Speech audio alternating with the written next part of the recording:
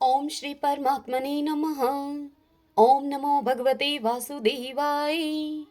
आज श्रीमद् भागवत महापुराण चतुर्थ स्कंद के अध्याय 1, 2 और 3 की पावन कथा में हम आज सुनेंगे स्वयंभू मनु की कन्याओं के वंश का वर्णन तथा भगवान शिव और दक्ष प्रजापति का मनोमालिन्य। और इसी के साथ सती का पिता के यहाँ यज्ञ उत्सव में जाने के लिए आग्रह करना। भगतजनों, आज के पावन दिन हम इस पावन कथा को सुनेंगे। तो आइए, ओम श्री कृष्णाय नमो नमः। श्री मैत्रेय जी विदुर जी से कहते हैं, हे विदुर जी, स्वयंभू मनु के महारानी शत्रुपा से प्रियव्रत और उत्तानपाद इन 2 पुत्रों के सिवा 3 कन्याएं और भी हुई थीं। वे कन्याएं आकुति, देवहूति और प्रसूति के नाम से विख्यात थीं। आकुति का यद्यपि उसके भाई थे तो भी महारानी शत्रुपा की अनुमति से उन्होंने रुचि प्रजापति के साथ पुत्रिका धर्म के अनुसार विवाह किया। प्रजापति रुचि भगवान के अनन्य चिंतन के कारण ब्रह्मा तेज से संपन्न थे। उन्होंने आकुति के गर्भ से एक पुरुष और एक स्त्री का जोड़ा उत्पन्न किया। उनमें जो पुरुष था वह साक्षात यज्ञ स्वरूपधारी भगवान विष्णु थे और जो स्त्री थी वह भगवान से कभी अलग न रहने वाली लक्ष्मी जी की अंश स्वरूपा दक्षिणा थी।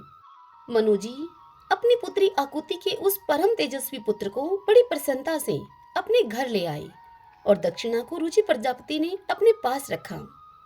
जब दक्षिणा विवाह के योग्य हुई तो उसने यज्ञ भगवान को ही पति रूप में प्राप्त करने की इच्छा की।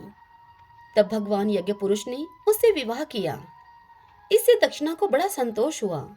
भगवान ने प्रसन्न होकर दक्षिणा के साथ 12 पुत्र उत्पन्न किए। उनके नाम हैं तोष, प्रतोष, संतोष, भद्र, शांति, इड़स्पति, इदम, कवि, विभु, स्वह, सुदेव और रोचन। ये पुत्र ही स्वयंभू मनवंतर में तोषित नाम के देवता हुए।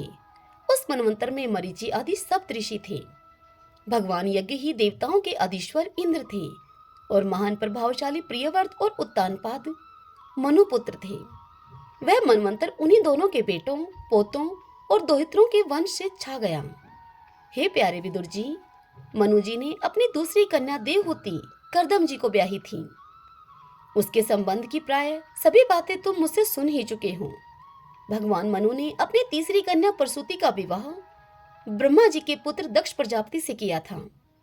उसकी विशाल वंश परंपरा तो सारी त्रिलोकी में फैली हुई है। मैं कर्दम जी की 9 कन्याओं का, जो 9 ब्रह्म ऋषियों से ब्याही गई थी, तुमसे पहले ही वर्णन कर चुका हूं। अब उनकी वंश परंपरा का मैं तुमसे वर्णन करता हूं। सुनो।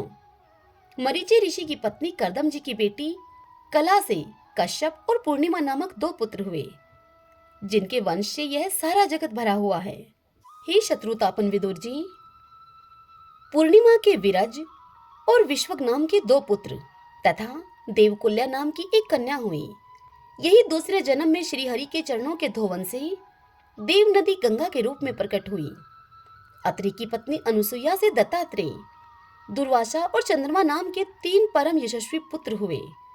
ये कर्मशः भगवान विष्णु, शंकर और ब्रह्मा के अंश से उत्पन्न हुए थे।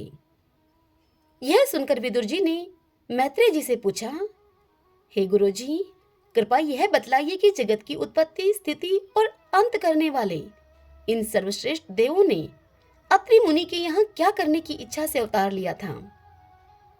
तब विदुर जी से मैत्रेय जी ने कहा कि जब ब्रह्मा जी ने ब्रह्म ज्ञानियों में श्रेष्ठ महर्षि अत्रि को सृष्टि रचने के लिए आज्ञा दी, तब वे अपनी सहधर्मणि के सहित तप करने के लिए ऋक्ष नामक कुल पर्वत पे गए। वहां पलाश और अशोक के वृक्षों का एक विशाल वन था। उस वन के सभी वृक्ष फूलों के गुच्छों से लदे थे और उसमें सब और निर्विंध्या नदी के जल की कलकल ध्वनि गूंजती रहती थी। उस वन में वे मुनि श्रेष्ठ प्राणायाम के द्वारा चित्त को वश में करके 100 वर्ष तक केवल वायु पीकर सर्दी गर्मी आदि द्वंद्वों की कुछ भी परवाह न करके एक ही पैर से खड़े रहे। उस समय वे मन ही मन यही प्रार्थना करते थे कि जो कोई संपूर्ण जगत के ईश्वर हैं, मैं उनकी शरण में हूँ, वे मुझे अपने ही समान संतान प्रदान करें। तब यह देखकर कि प्राणायाम रूपी ईंधन से प्रज्वलित हुआ अत्रि मुनि का तेज उनके मस्तक से निकलकर तीनों लोकों को तपा रहा है, ब्रह्मा, विष्णु और महादेव तीनों जगतपति उनके आश्रम पर आए। उस समय अप्सरा, मुनि, गंधर्व, सिद्ध, विद्याधर और नाग उनका सुयश गा रहे थे। उन तीनों का एक ही साथ प्रादुर्भाव होने से अत्रि मुनि का अंतःकरण प्रकाशित हो उठा। उन्होंने एक पैर से खड़े खड़े ही उन देव देवों को देखा और फिर पृथ्वी पर दंड के समान लौटकर प्रणाम करने के अनंतर अर्घ्य, पुष्प आदि पूजन की सामग्री हाथ में लेकर उनकी पूजा की। वे तीनों अपने अपने वाहन हंस, गरुड़ और बैल पर चढ़े हुए तथा अपने कमंडलू, चक्र, त्रिशूल आदि चिन्हों से सुशोभित थे। उनकी आंखों से कृपा की वर्षा हो रही थी। उनके मुख पर मंद हास्य की रेखा थी, जिससे उनकी प्रसन्नता झलक रही थी। उनके तेज से चौंधिया कर मुनिवर ने अपनी आंखें मूंद ली। वे चित्त को उन्हीं की ओर लगाकर हाथ जोड़कर अति मधुर और सुंदर भावपूर्ण वचनों में लोक में सबसे बड़े उन तीनों देवों की स्तुति करने लगे। अत्रि मुनि ने स्तुति करते हुए इस प्रकार कहा, हे भगवान, प्रत्येक कल्प के आरंभ में जगत की उत्पत्ति, स्थिति और लय के लिए जो माया के सत्वादि तीनों गुणों का विभाग करके भिन्न भिन्न शरीर धारण करते हैं, वे ब्रह्मा, विष्णु और महादेव आप ही हैं। मैं आपको प्रणाम करता हूँ। कहिए, मैंने जिनको बुलाया था आप में से वे कौन महानुभाव हैं? क्योंकि मैंने तो संतान प्राप्ति की इच्छा से केवल एक सुरेश्वर भगवान का ही चिंतन किया था। फिर आप तीनों ने यहाँ पधारने की कृपा कैसे की? आप लोगों तक तो देहधारियों के मन की भी गति नहीं है, इसलिए मुझे बड़ा आश्चर्य हो रहा है। आप लोग कृपा करके मुझे इसका रहस्य बतलाइए। श्री मैत्रेय जी विदुर जी से कहते हैं, हे समर्थ विदुर जी, अत्रि मुनि के इन वचनों को सुनकर वे तीनों देव हंसे और उनसे सुमधुर वाणी में इस प्रकार से कहने लगे। देवताओं ने कहा, हे ब्राह्मण, तुम सत्य संकल्प हो, अतः तुमने जैसा संकल्प किया था वही होना चाहिए। उससे विपरीत कैसे हो सकता था? तुम जिस जगदीश्वर का ध्यान करते थे वह हम तीनों ही हैं। हे प्रिय महर्षि, तुम्हारा कल्याण हो। तुम्हारे यहाँ हमारे ही अंश स्वरूप 3 जगत विख्यात पुत्र उत्पन्न होंगे और तुम्हारे सुंदर यश का विस्तार करेंगे। वे उन्हें इस प्रकार अभिष्ट वरदान देकर तथा पति पत्नी दोनों से भलीभांति पूजित होकर उनके देखते ही देखते वे तीनों सुरेश्वर अपने अपने लोकों को चले गए। हे विदुर जी, ब्रह्मा जी के अंश से चंद्रमा, विष्णु के अंश से योगवेता दत्तात्रेय जी और महादेव जी के अंश से दुर्वासा ऋषि अत्रि के पुत्र के रूप में प्रकट हुए। अब अंगिरा ऋषि की संतानों का तुम वर्णन सुनो। अंगिरा की पत्नी श्रद्धा ने सीनी वाली, कुहुराका और अनुमति इन 4 कन्याओं को जन्म दिया। इनके सिवा उनके साक्षात भगवान उत्तथय जी और ब्रह्मानिष्ठ बृहस्पति जी ये 2 पुत्र भी हुए, जो स्वारोचिस मनवंतर में विख्यात हुए। पुलसत्य जी के उनकी पत्नी हरविभू से महर्षि अगस्त्य और महातपस्वी विश्वकर्मा ये 2 पुत्र हुए। उनमें अगस्त्य जी दूसरे जन्म में जठर अग्नि हुए। विशर्वा मुनि के इड़विड़ा के गर्भ से यक्षराज कुबेर का जन्म हुआ और उनकी दूसरी पत्नी केशनी से रावण, कुंभकर्ण और विभीषण उत्पन्न हुए। हे महामते विदुर जी, महर्षि पुलह की स्त्री परम साध्वी गति से कर्मश्रेष्ठ, वरियान और सहिष्णु ये 3 पुत्र उत्पन्न हुए। इसी प्रकार कर्तु की पत्नी क्रिया ने ब्रह्मा तेज से देदीप्यमान, बाल खिल्य आदि 60,000 ऋषियों को जन्म दिया। हे शत्रुतापन विदुर जी, वशिष्ठ जी की पत्नी ऊर्जा अर्थात अरुंधति से चित्रकेतु आदि 7 विशुद्ध चित्त ब्रह्म ऋषियों का जन्म हुआ। उनके नाम चित्रकेतु, सुरोचि, विरजा, मित्र, उल्बान, वर्षोभरदान और धूमान थे। इनके सिवा उनकी दूसरी पत्नी से शक्ति आदि और भी कई पुत्र हुए। अथर्वा मुनि की पत्नी चिति ने दयंग अर्थात ददीची नामक एक तपोनिष्ठ पुत्र प्राप्त किया, जिसका दूसरा नाम अश्वशिरा भी था। अब भृगु के वंश का तुम वर्णन सुनो। महाभाग भृगु जी ने अपनी भार्या ख्याति से धाता और विधाता नामक 2 पुत्र तथा श्री नाम की एक भगवत प्रायणा कन्या उत्पन्न की। मेरु ऋषि ने अपनी आयति और नियति नाम की कन्याएं कर्मशः धाता और विधाता को ब्याह दी। उनसे उनके मृकंड और प्राण नामक पुत्र हुए। उनमें से मृकंड के मार्कंडे और प्राण के मुनीश्वर वेदशिरा का जन्म हुआ। भृगु जी के एक कवि नामक पुत्र भी थे। उनके भगवान उष्णा अर्थात शुक्राचार्य हुए। हे विदुर जी, इन सब मुनीश्वरों ने भी संतान उत्पन्न करके सृष्टि का विस्तार किया। इस प्रकार मैंने तुम्हें यह कर्दम जी के दोहित्रों की संतान का वर्णन सुनाया है। जो पुरुष इस वर्णन को श्रद्धा पूर्वक सुनता है, उसके पापों को यह तत्काल नष्ट कर देता है।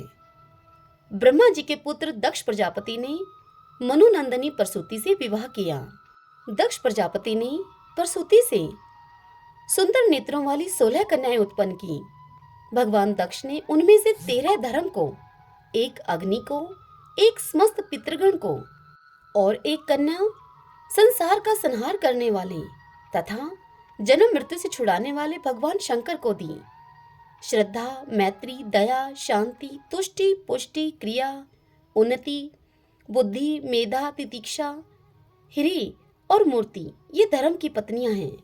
इनमें से श्रद्धा ने शुभ, मैत्री ने प्रसाद, दया ने अभय, शांति ने सुख, तुष्टि ने मोद और पुष्टि ने अहंकार को जन्म दिया।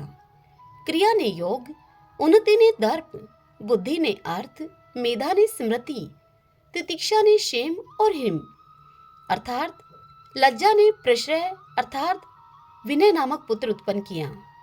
समस्त गुणों की खान मूर्ति देवी ने नर नारायण ऋषियों को जन्म दिया। इनका जन्म होने पर इस संपूर्ण विश्व ने आनंदित होकर प्रसन्नता प्रकट की। उस समय लोगों के मन, दिशाएं, वायु, नदी और पर्वत सभी में प्रसन्नता छा गई। आकाश में मांगलिक बाजे बजने लगे, देवता लोग फूलों की वर्षा करने लगे, मुनि प्रसन्न होकर स्तुति करने लगे, गंधर्व और किन्नर गाने लगे, अप्सराएं नाचने लगी। इस प्रकार उस समय बड़ा ही आनंद मंगल हुआ तथा ब्रह्मा आदि समस्त देवता स्तोत्रों के द्वारा भगवान की स्तुति करने लगे। देवताओं ने स्तुति करते हुए इस प्रकार से कहा, जिस प्रकार आकाश में तरह तरह के रूपों की कल्पना कर ली जाती है, उसी प्रकार जिन्होंने अपनी माया के द्वारा अपने ही स्वरूप के अंदर इस संसार की रचना की है और अपने उस स्वरूप को प्रकाशित करने के लिए इस समय इस ऋषि विग्रह के साथ धर्म के घर में अपने आप को प्रकट किया है, उन परम पुरुष को हमारा नमस्कार है, जिनके तत्व का शास्त्र के आधार पर हम लोग केवल अनुमान ही करते हैं, प्रत्यक्ष नहीं कर पाते।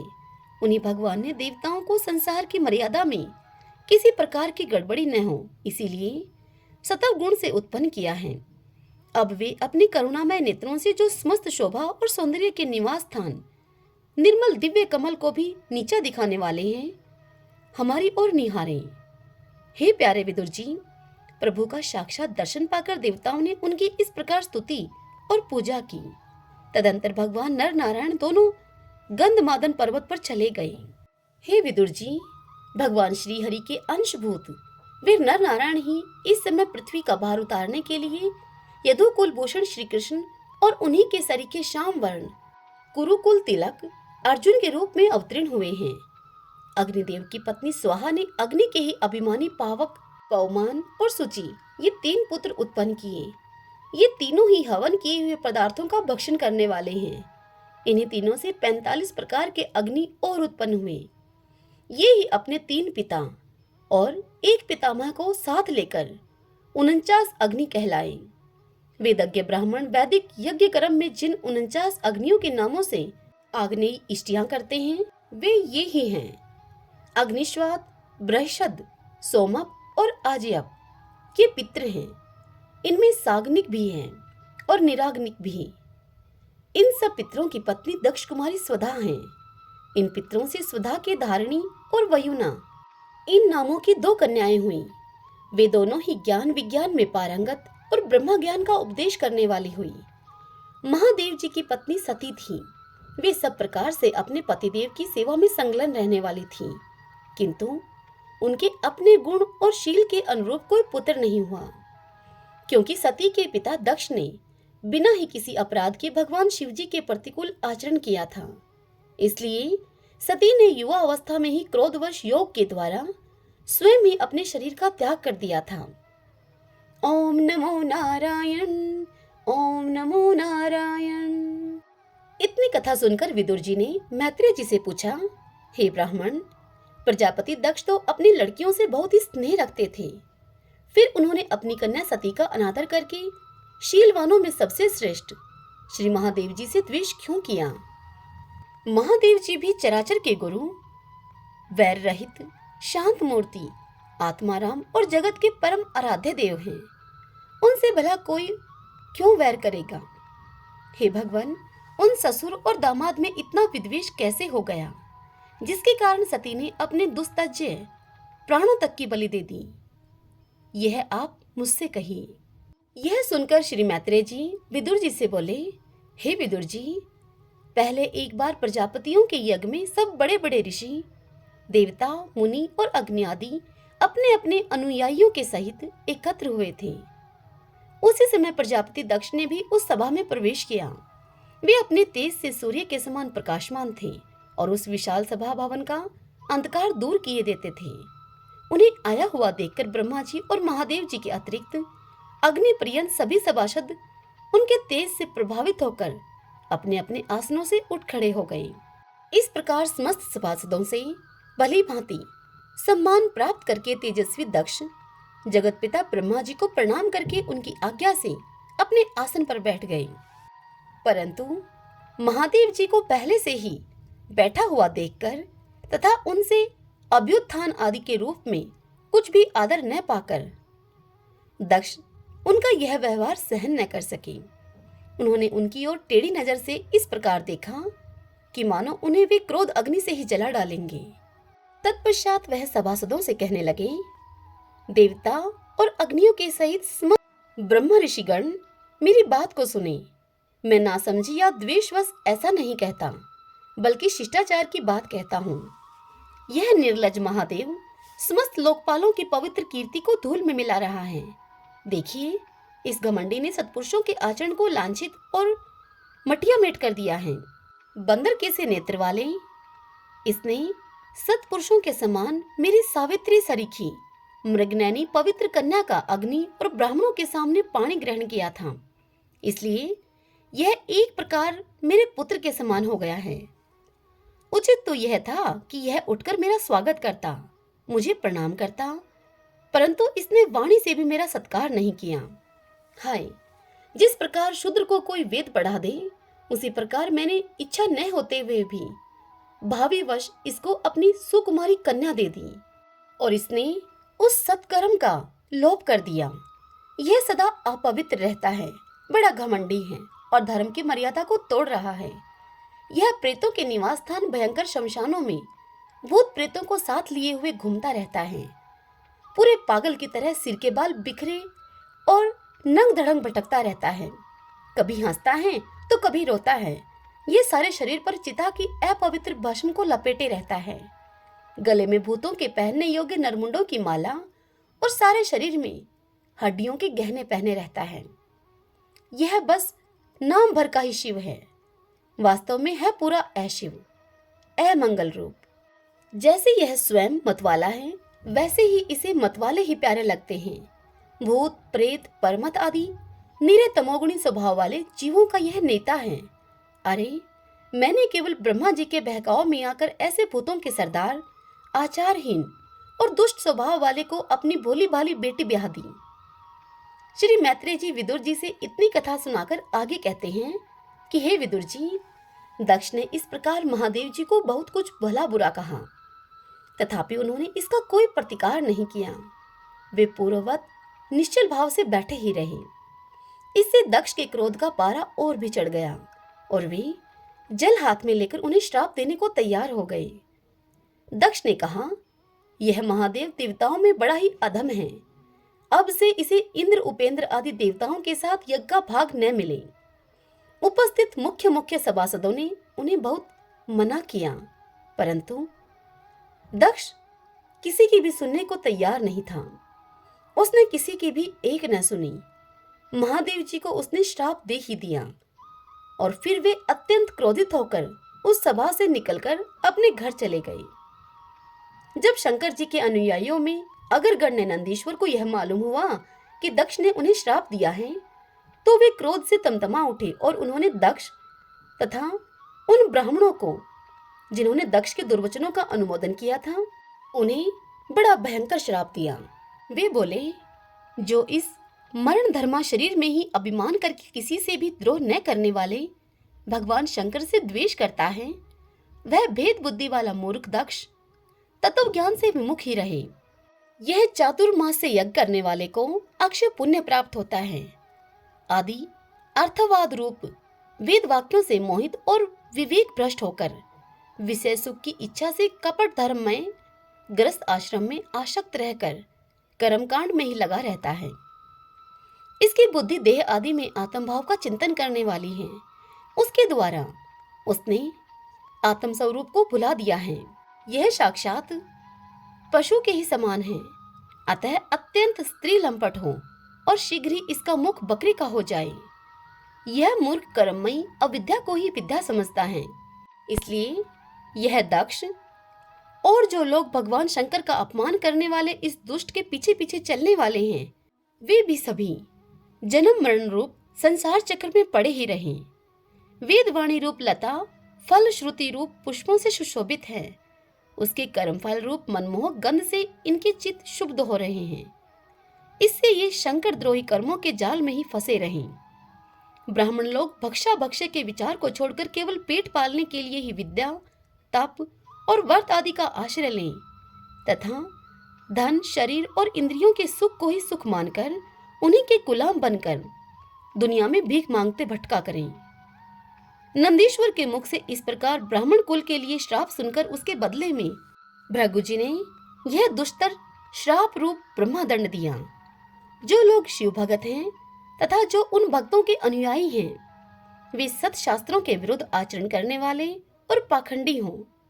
जो लोग सोच आचार विहीन, मंदबुद्धि तथा जटा, राख और हड्डियों को धारण करने वाले हैं, वे ही शैव संप्रदायों में दीक्षित हों, जिसमें सुरा और आशा भी देवताओं के समान आदरणीय हैं। अरे, तुम लोग जो धर्म मर्यादा के संस्थापक एवं वर्ण शर्मियों के रक्षक वेद और ब्राह्मणों की निंदा करते हो, इससे मालूम होता है कि तुमने पाखंड का आश्रय ले रखा है। यह वेद मार्ग ही लोगों के लिए कल्याणकारी और सनातन मार्ग है। पूर्व पुरुष इसी पर चलते आए हैं और इसके मूल साक्षात श्री विष्णु भगवान हैं। तुम लोग सत्पुरुषों के परम पवित्र और सनातन मार्ग स्वरूप वेद की निंदा करते हो। इसलिए उस पाखंड मार्ग में जाओ जिसमें भूतों के सरदार तुम्हारे इष्टदेव निवास करते हैं। श्री मैत्री जी विदुर जी को इतनी कथा सुनाकर आगे कहते हैं कि हे विदुर जी, भृगु ऋषि के इस प्रकार श्राप देने पर भगवान शंकर कुछ खिन्न से होकर वहां से अपने अनुयायियों के सहित वहां से चल दिए। वहां प्रजापति लोग जो यज्ञ कर रहे थे, उसमें पुरुषोत्तम श्री हरि ही उपास्य देव थे और वह यज्ञ 1000 वर्ष में समाप्त होने वाला था। उस यज्ञ को समाप्त करके उन प्रजापतियों ने श्री गंगा यमुना के संगम में यज्ञांत स्नान किया और फिर प्रसन्न मन से वे अपने अपने स्थानों को चले गए। ओम नमो नारायण, ओम नमो नारायण। श्री मैत्री जी विदुर जी से कहते हैं कि इस प्रकार उन ससुर और दामाद को आपस में वैर विरोध रखते हुए बहुत अधिक समय निकल गया। इसी समय ब्रह्मा जी ने दक्ष को समस्त प्रजापतियों का अधिपति बना दिया, जिससे कि दक्ष का गर्व और भी अधिक बढ़ गया। उसने भगवान शंकर आदि ब्रह्मनिष्ठों को यज्ञ भाग न देकर उनका तिरस्कार करते हुए पहले तो वाजपेयी यज्ञ किया और फिर बृहस्पति सव नाम का महायज्ञ आरंभ किया। उस यज्ञोत्सव में सभी ब्रह्म ऋषि, देव ऋषि, पितृ, देवता आदि अपनी अपनी पत्नियों के सहित वहां पधारे। उन सब ने मिलकर वहां मांगलिक कार्य संपन्न किए और दक्ष के द्वारा उन सब का स्वागत सत्कार किया गया। उस समय आकाश मार्ग से जाते हुए देवता आपस में उस यज्ञ की चर्चा करते जाते थे। उनके मुख से दक्ष कुमारी सती ने अपने पिता के घर होने वाले यज्ञ की बात सुन ली। उन्होंने देखा कि हमारे निवास स्थान कैलाश के पास से होकर सब ओर से चंचल नेत्रों वाले गंधर्व और यक्षों की स्त्रियां चमकीले कुंडल और हार पहने हुए खूब सज धज कर अपने पतियों के सहित विमानों पर बैठी हुई उस यज्ञ उत्सव में जा रही हैं। इससे उन्हें बड़ी ही उत्सुकता हुई। तत्पश्चात सती ने अपने पति भूतनाथ भगवान शंकर से कहा। सती ने कहा, हे वामदेव, सुना है कि इस समय आपके ससुर दक्ष प्रजापति के यहाँ बड़ा ही भारी यज्ञोत्सव हो रहा है। देखिए, ये सब देवता वहीं पर जा रहे हैं। यदि आपकी इच्छा हो तो हम भी वहां चलें। इस समय अपने आत्मियों से मिलने के लिए मेरी बहनें भी अपने अपने पतियों के सहित वहां अवश्य आएंगी। मैं भी चाहती हूँ कि आपके साथ वहां जाकर माता पिता के दिए हुए गहने, कपड़े आदि उपहार में स्वीकार करूं। वहां मैं अपने पतियों से सम्मानित बहनों, मौसियों और स्नेह आर्द्र हृदय जननी को देखने के लिए मेरा मन बहुत दिनों से उत्सुक है। हे कल्याण में, इसके सिवा वहां महर्षियों का रचा हुआ श्रेष्ठ यज्ञ भी देखने को मिलेगा। हे अजन्मा प्रभु, आप जगत की उत्पत्ति के हेतु हैं। आपकी माया से रचा हुआ यह परम आश्चर्य में त्रिगुणात्मक जगत आप ही में भास रहा है। किंतु मैं तो स्त्री स्वभाव होने के कारण आपके तत्व से अनभिज्ञ और बहुत दीन हूँ। इसलिए इस समय अपनी जन्मभूमि देखने को मैं बहुत उत्सुक हो रही हूँ। हे जन्म रहित नीलकंठ, देखिए, इनमें कितनी स्त्रियां तो ऐसी हैं जिनका दक्ष से कोई संबंध भी नहीं है, फिर भी वे अपने पतियों के सहित खूब सज धज कर झुंड की झुंड वहां जा रही हैं। वहां जाने वाली इन देवांगनाओं के राजहंस के समान श्वेत विमानों से आकाशमंडल कैसा सुशोभित हो रहा है। हे सुरश्रेष्ठ, ऐसी अवस्था में अपने पिता के यहाँ उत्सव का समाचार पाकर उसकी बेटी का शरीर उसमें सम्मिलित होने के लिए क्यों न छटपटाएगा। पति, गुरु और माता पिता आदि सुहृदों के यहाँ तो बिना बुलाए भी जा सकते हैं। अतः हे देव, आप मुझ पर प्रसन्न हो। आपको मेरी यह इच्छा अवश्य पूर्ण करनी चाहिए। आप बड़े करुणामय हैं, तभी तो परम ज्ञानी होकर भी आपने मुझे अपने आधे अंग में स्थान दिया है।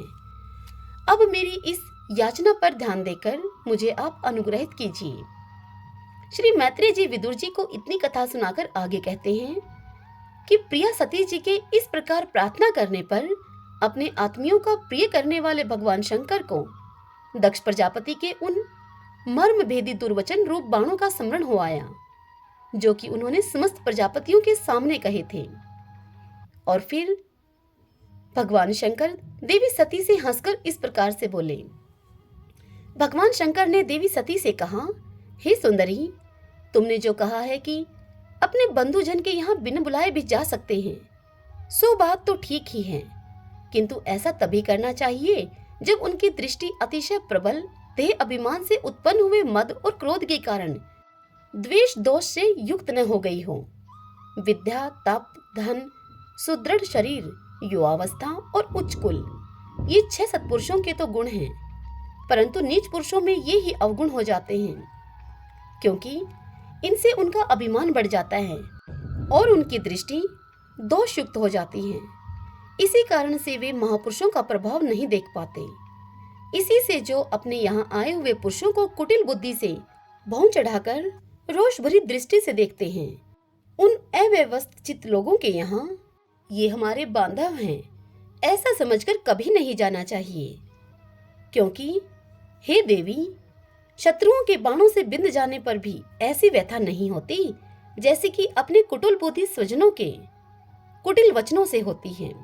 क्योंकि बाणों से शरीर छिन्न भिन्न हो जाने पर भी जैसे तैसे निद्रा आ ही जाती है, किंतु कुवाक्यों से मर्म स्थान विद हो जाने पर तो मनुष्य हृदय की पीड़ा से दिन रात बेचैन रहता है। हे सुंदरी, अवश्य ही मैं यह जानता हूँ कि तुम परमो उन्नति को प्राप्त हुए दक्ष प्रजापति को अपनी कन्याओं में सबसे अधिक प्रिय हो। फिर भी मेरी आश्रिता होने के कारण तुम्हें अपने पिता के यहाँ मान नहीं मिलेगा। पिता तुम्हारा सम्मान नहीं करेंगे, क्योंकि वे मुझसे जलते हैं। जीव की चित्तवृत्ति के साक्षी अहंकार शून्य महापुरुषों की समृद्धि को देखकर जिसके हृदय में संताप और इंद्रियों में व्यथा होती है, वह पुरुष उनके पद को तो सुगमता से प्राप्त नहीं कर सकता। बस दैत्यगण जैसे श्रीहरि से द्वेष मानते हैं, ठीक वैसे ही वह उनसे कुढ़ता रहता है। हे सुमध्य में, तुम कह सकती हो कि आपने प्रजापतियों की सभा में उनका आदर क्यों नहीं किया।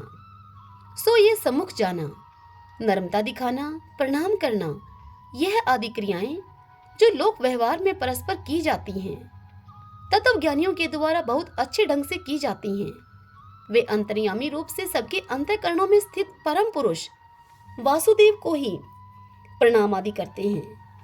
देह अभिमानी पुरुष को नहीं करते। विशुद्ध अंतःकरण का नाम ही वासुदेव है, क्योंकि उसी में भगवान वासुदेव का अप्रोक्ष अनुभव होता है। उस शुद्ध चित्त में स्थित इंद्रिय अतीत भगवान वासुदेव को ही मैं नमस्कार किया करता हूँ। इसलिए हे प्रिय, जिसने प्रजापतियों के यज्ञ में मेरे द्वारा कोई अपराध न होने पर भी मेरा कटु वाक्यों से तिरस्कार किया था, वह दक्ष यद्यपि तुम्हारे शरीर को उत्पन्न करने वाला तुम्हारा पिता है, तो भी मेरा शत्रु होने के कारण तुम्हें उसे अथवा उसके अनुयायियों को देखने का विचार भी नहीं करना चाहिए। हे सती, यदि तुम मेरी बात को न मानकर वहां जाओगी तो तुम्हारे लिए अच्छा नहीं होगा, क्योंकि जब किसी प्रतिष्ठित व्यक्ति का अपने आत्मीय जनों के द्वारा अपमान होता है, तब वह तत्काल उनकी मृत्यु का कारण हो जाता है। हरि ओम तत्सत। ओम नमो नारायण। ओम नमो नारायण। भगतजनों, आज की यह कथा यहीं समाप्त हुई। कल इससे आगे की कथा में हम सुनेंगे सती का अग्नि प्रवेश तथा वीरभद्रकृत दक्ष यज्ञ विध्वंस और दक्षवध, और इसी के साथ सुनेंगे ब्रह्मा आदि देवताओं का कैलाश पर जाकर श्री महादेव जी को मनाना। कल हम इस पावन कथा का रसपान करेंगे। कथा पसंद आई हो तो वीडियो को आप लाइक कर दीजिएगा और कमेंट बॉक्स में जय श्री कृष्णा लिखिएगा। जय श्री कृष्णा। राधे राधे।